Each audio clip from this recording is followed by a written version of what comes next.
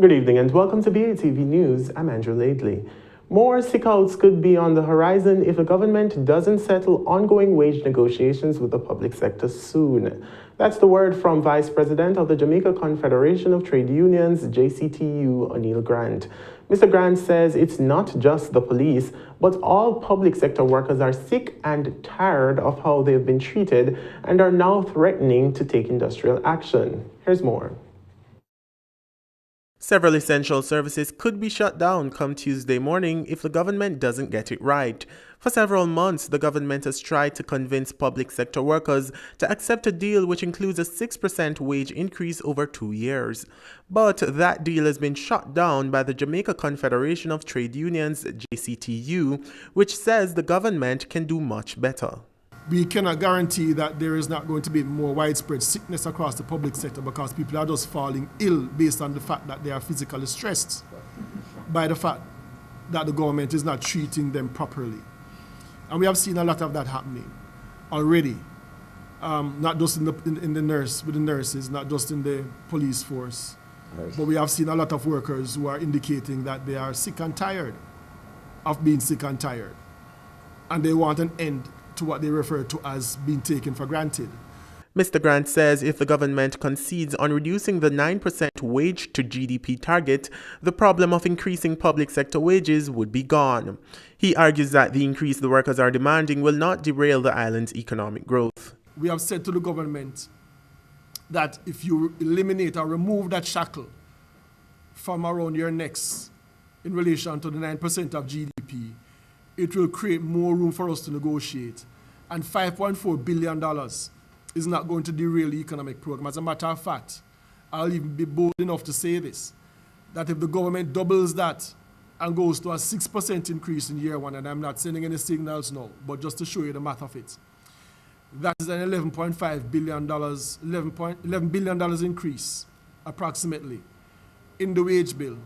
That is not going to derail the economic program. He says the trade union has done all it can to discourage workers from taking drastic actions. However, the workers have remained restive, signaling that widespread industrial action could be taken soon. We are letting them know that it's not just the police that they need to consider. All public sector workers need to be considered by the government when they are doing the review come Monday. But one thing we can say is that the workers are restive. And it's not just the police and the teachers and the nurses, it's the entire public sector that is restive. And we have been at our wits' end as a trade union movement to hold the workers to the task at hand in terms of their jobs. In the meantime, President of the JCTU, Helene Davis-White, says she will not accept any deal which involves widespread job cuts in the public sector in order to facilitate the wage increase. We will not accept any attempt to engage in wholesale job cuts just for the sake of meeting a particular figure with regard to either the size of the public sector or the size of the wage bill. That is something that we are on record as saying that we will not accept. For BATV News, I'm Andrew Laidley. Normalcy has returned to all branches of the National Housing Trust, NHT. This after a meeting earlier today with the NHT's management at the Labour and Social Security Ministry. The meeting was in response to yesterday's industrial action taken by members of staff. Over 100 customer service officers island-wide staged a sick-out.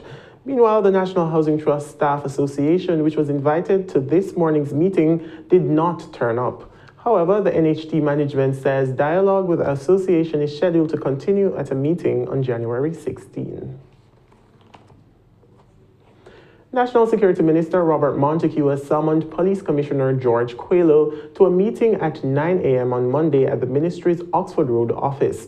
In a release this afternoon, the National Security Ministry says the minister is currently reviewing the police commissioner's report into the Palisadoes incident on New Year's Day. The Palisadoes Road, which leads to the Norman Manley International Airport, NMIA, was a scene of chaos on Monday evening as scores of patrons attending the New Year's Day party sans caused a traffic pileup along the roadway.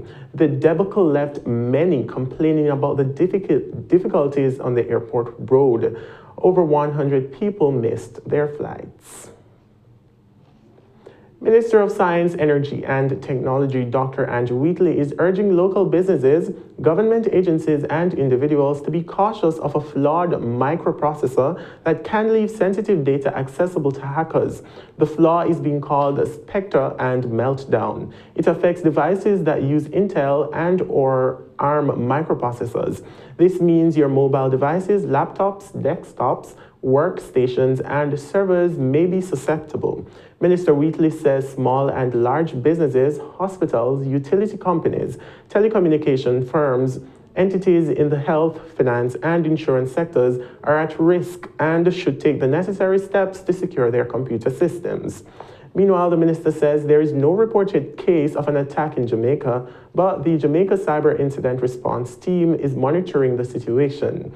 He's therefore advising establishments to ensure their systems are patched and the software is up to date while the threat is still active.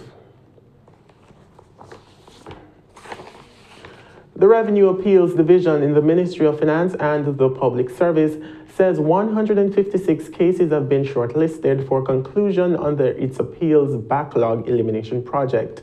The two-year project began on June 1, 2017. Deputy Commissioner of the Revenue Appeals Division, Andrea Kelly, says the matters are among some 330 backlogged cases spanning several tax categories. The cases chosen include outturns for PAYE, income tax, GCT, stamp duty, transfer tax, and customs duty. They have been appealed by taxpayers after being assessed by Tax Administration Jamaica and the Jamaica Customs Agency.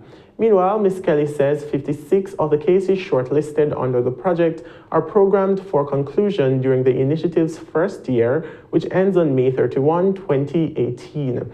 It's hoped that once the cases are concluded, the revenue authorities will be able to proceed with collection of the liabilities outstanding and the taxpayer's case resolved. The total shortlisted cases equate to approximately $2 billion in revenues, and 17 cases concluded as of October 2017 are valued at over $124 million. Still to come, CAC 2000 reports over $1 billion in revenues. The details after the break.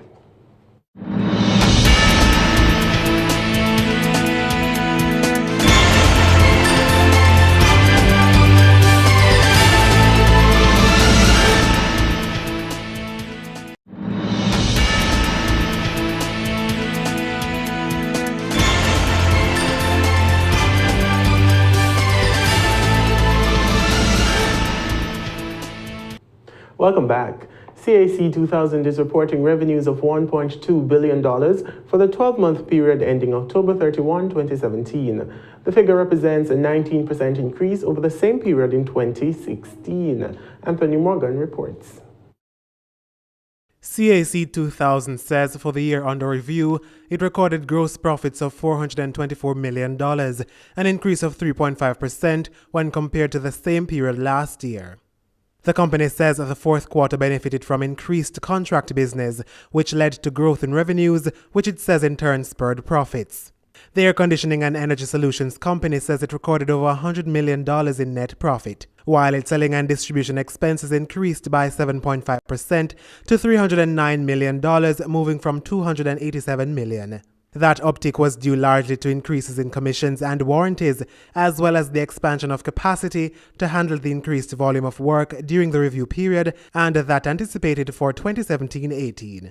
Meanwhile, CAC 2000 says finance costs increased from $7.4 million to $17.1 million, while other income remained unchanged from $2.1 million reported in the second quarter. The company adds that on its balance sheet, there was a $7.5 million decrease in non-current assets. However, it says trade and other receivables totaling some $179.7 million spiked its current assets. On the other hand, CAC 2000 says inventory reduced by $67 million and cash increased by $33.8 million. It says net increase in non-current assets was $133.5 million, an increase of 15.7%. In the meantime, the company says trade payables reduced by $6.2 million, with customer deposits also down by $57.6 million. CAC 2000 says shareholders' equity value continues to steadily climb, moving up by 31%. For BATV News, I'm Anthony Morgan. Consumers are being advised not to hesitate to contact the Consumer Affairs Commission, CAC, when seeking redress for goods they have purchased. Chief Executive Officer Dulcie Allen says consumers should be vigilant when conducting transactions, always ensuring to collect and keep their receipts. The CAC CEO notes that over the years, an increase in consumer seeking redress is seen after the Christmas shopping period. Mrs. Allen says although there is a possibility of reimbursement, it's much difficult or impossible to obtain one when there is no receipt. She points out that while the Commission is ready to represent consumers with issues of refund and the return of items, they must be cautious and find out the store's policy prior to making a purchase. The National Water Commission, NWC, is reminding landowners that legally water supply debts are tied to the land and remain payable to the NWC, regardless of who may have used the water and caused the debt to be incurred. Corporate Public Relations Manager at the NWC, Charles Buchanan, says the agency will be launching a far more aggressive revenue collection campaign in 2018. That's why Mr. Buchanan is imploring persons who purchase property to ensure they check if money is owed to the agency before they consider settling the deal. He says if landowners fail to provide information on the land, buyers can obtain a statement from the National Water Commission to verify that the property has no outstanding debts. Meanwhile, Mr. Buchanan is reminding persons that the agency still faces challenges in providing water supply services across the country. But if outstanding funds are paid, it will enable the NWC to be better able to provide efficient services. In the meantime, the NWC representative says the agency aims to increase its revenue collection through incentives and rewards for on-time payment, special welcome back initiatives, more convenient payment options, increased bill payment reminders, quicker and more effective bill delivery, more efficient metering, more aggressive prosecution of delinquents, and other court action against persons and properties owing sums to the Commission. The National Works Agency, NWA, will spend $4.8 billion this year on road rehabilitation.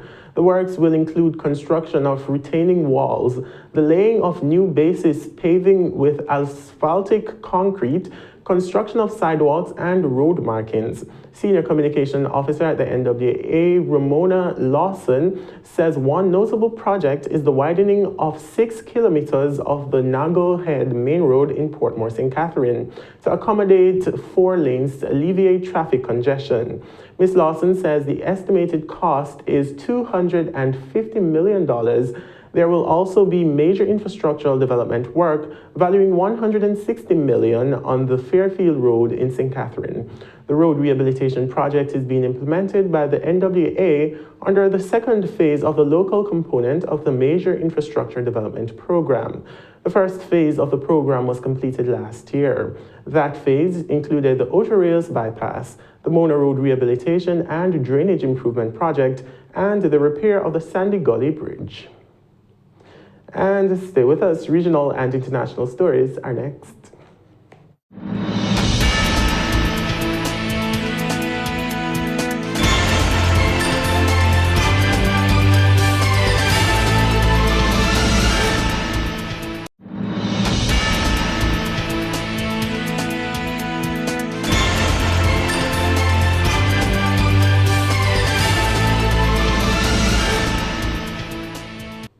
Welcome back. It's time now for regional and international news. Water and Sewage Corporation employees in the Bahamas who were taken into custody for questioning surrounding corruption allegations have been released. More in this report. Morale of the workers and the members of our union is very much so diminished. And it can take a lot to bring that back. So maybe the corporation would want to start with this apology to get back on the right foot and let's create industrial harmony in the workplace once again. It was back on the job for those 3 employees Thursday morning. On Wednesday, they were called into the Central Detective Unit for questioning. No word on whether they're in the clear as yet, but according to Union President Dwayne Woods, staff morale is low. Well, these people feel aggrieved, you know. They feel aggrieved and they feel that their character have been diminished and demolished. And the union is therefore asking for the corporation to publicly apologize to these employees, man, because, you know, if there's no charge, then it's obvious what the union was saying a long time ago is the facts. Authorities were called into the corporation in December, according to Water and Sewerage Chairman Adrian Gibson, to investigate theft allegations as well as other sensitive matters. The amount allegedly stolen is said to be thousands of dollars, according to officials. Meanwhile, the union claims it all centers on a fire hydrant. So obviously, the police force could have sifted through the nonsense of the innuendos, suspicions, possibilities, accusations, and no facts, and come up with the same philosophy that the union was under previously, and they released the members pending investigation. Well, we want to say they did a professional job thus far, and we applaud them for their professionalism. Head of the Police Force Anti-Corruption Unit, Assistant Commissioner Paul Rhodes, said the investigation is a little more complex than just calling it an alleged theft investigation, so it's unclear what will happen next. Prime Minister of Antigua and Barbuda Gaston Brown is advocating for a more equitable distribution of business ownership across the Twin Island state. He says for too long a minority has remained in charge of big businesses, even in cases where the majority has superior intellect. Our youth in particular, that they are trained to become employers. And you find, for example, that those at the high end of the intellectual spectrum, almost invariably, they are looking at a profession in which someone has to employ them.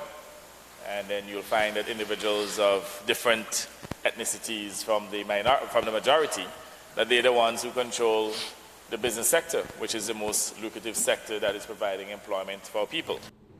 Prime Minister Brown was quick to add that he wasn't attacking any particular group, but he went on to stress the importance of business ownership for the people of Antigua and Barbuda.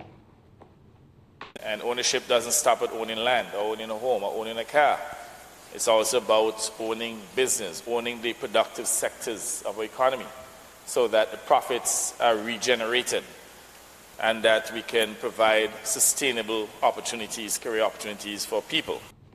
Turkey's president is now in Paris seeking to amend ties with Europe and boost trade with France. More in this report. A visit hoping to reinforce an already strong economic relationship. Turkey is France's 4th largest trade partner, excluding the EU and Switzerland.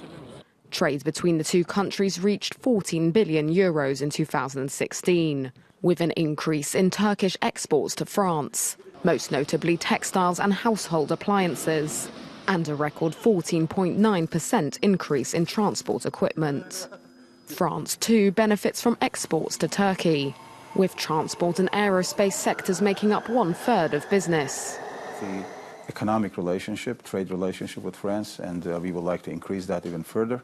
And of course, other bilateral issues such as defense industry. We have energy policy issues in terms of the nuclear reactor plantation that we are building with Japan, but there's a French component to it also. Turkey has ordered 4 nuclear reactors developed by French energy company Areva and Japanese car makers Mitsubishi in a deal worth more than 15 billion euros. France's pharmaceutical industry is also booming from Turkish trade. Paris was Ankara's 4th largest supplier in 2016. And France made 206 million euros in pharmaceutical sales to Turkey in 2017. An economic partnership President Erdogan hopes to bolster during his visit to Paris, as well as mend frosty relations with the rest of Europe. Tokyo's world-famous fish market has had its last auction in its historic site, and a prized bluefin tuna fetched a hefty price. Al Jazeera's Hannah Hochstar has more. Forget taking a leisurely stroll down a supermarket aisle. This is how competitive shoppers buy. Tsukiji Auction House in downtown Tokyo is the world's largest fish market where tourists mix with Michelin-starred chefs hoping to reel in a worthy catch. This shopper snagged the prize attraction, paying over $320,000 for a 405-kilo premium Pacific bluefin tuna. This big fish was paraded through the market, not an easy task considering it weighs the equivalent of a grand piano. This market has been here for over 80 years, but it's expected to close its doors and move to a different site as part of the city's redevelopment for the 2020 Olympic Games. Some say that's the reason for this year's high prices. There was an air of excitement at the auction, and I expect that the fish market will grow livelier as the year goes on. Although I feel some concern for the market's relocation, I'd like to enjoy the moment too. Despite the excitement here, activists are warning bluefin tuna numbers are dwindling. There is an international push to have the fish registered as an endangered species. The Japanese government wants penal regulations on Pacific bluefin for fishermen who exceed the set quota. It's hoped these new international controls will help the bluefin tuna numbers soar to record levels in 15 years' time. And as this Tokyo landmark gets ready to move to a different site 2 kilometers away on a man-made island, the traders here hope their good fortunes continue. Hannah Hoxter, Al Jazeera. Talking Stocks is after the break. Stay with us.